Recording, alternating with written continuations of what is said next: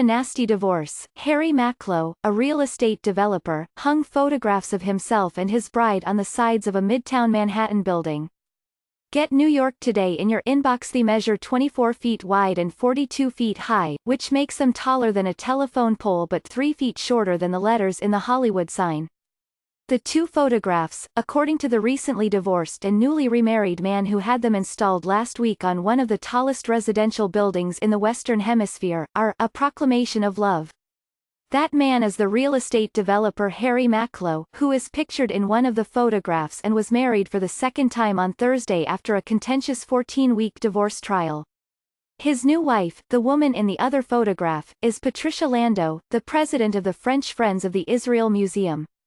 Mr. Macklowe built the building where the images appear, 432 Park Avenue. Mr. Macklowe, 81, said on Saturday that he had bid $2,000 at a charity auction for photographs by Studio Harcourt in Paris.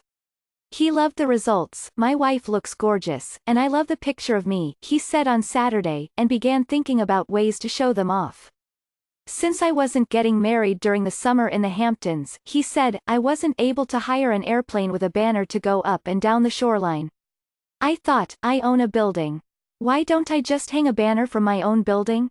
So he did. A sign company printed the images on polyester mesh and placed them on the so-called Park Avenue Cube, a white glass structure that is part of 432 Park Avenue and is to be occupied by the auction house Phillips.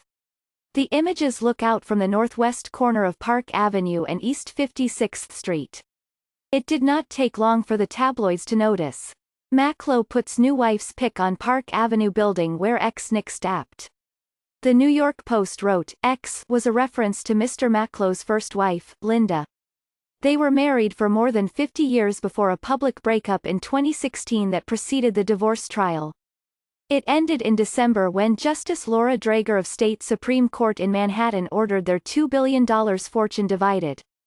That means selling what the judge called an internationally renowned collection of modern art they had amassed over the years. It includes works by Jean-Michel Basquiat, Alberto Giacometti, Pablo Picasso and Andy Warhol. Linda Macklowe, an honorary trustee of the Metropolitan Museum of Art and a vice president and trustee of the Guggenheim Museum, was not required to go through with the planned purchase of an apartment in the building that is now adorned by the images of Mr. Macklowe and his new wife.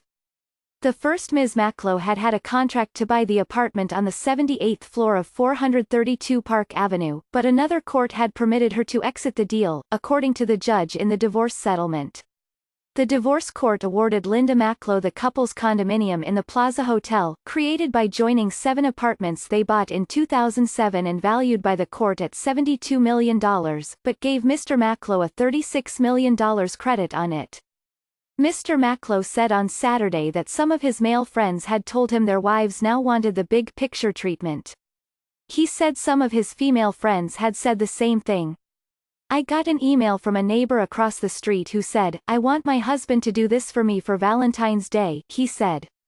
If the photographs are like an art installation, the reviews from passers-by on Park Avenue were mixed. "If you have the money and you want to do it, go ahead," said Hallie Mae Nottage, a college student from Kailua Kona, Hawaii. "But it's devastating to see people spend such money on such shallow things when there are bigger and more pressing issues on which money can be spent." Tia Goki, a graphic design student from Port Angeles, WASH, said she would not want her portrait on the side of a building. "It's weird to see," she said, "and I feel like if I had that kind of money, I wouldn't need the whole of New York City see my and my other half's face on the side of a building.